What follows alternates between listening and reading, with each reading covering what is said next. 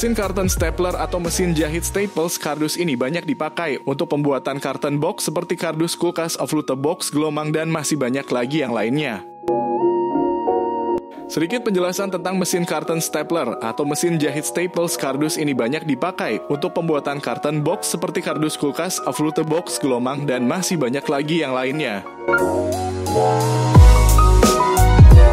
Mesin staples atau stitching kardus ini digunakan untuk kotak karton bergelombang dengan jahit menggunakan kawat. Mesin staples atau stitching kardus ini dapat disesuaikan dengan ketebalan kardusnya.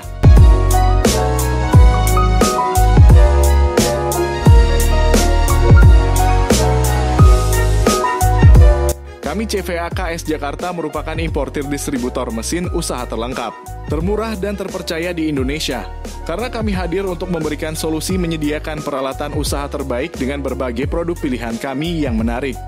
Mulai dari mesin kayu diesel, mesin logam dan pon kulit, mesin bangunan dan mesin plastik, mesin pengolah makanan dan pertanian, mesin perbengkelan dan pengemasan, alat berat aneka mesin, serta berbagai pilihan kategori lainnya.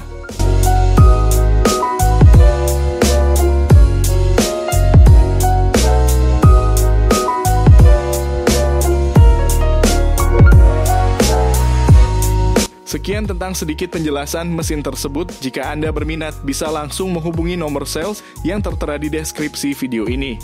Jangan lupa like dan subscribe channel YouTube kami.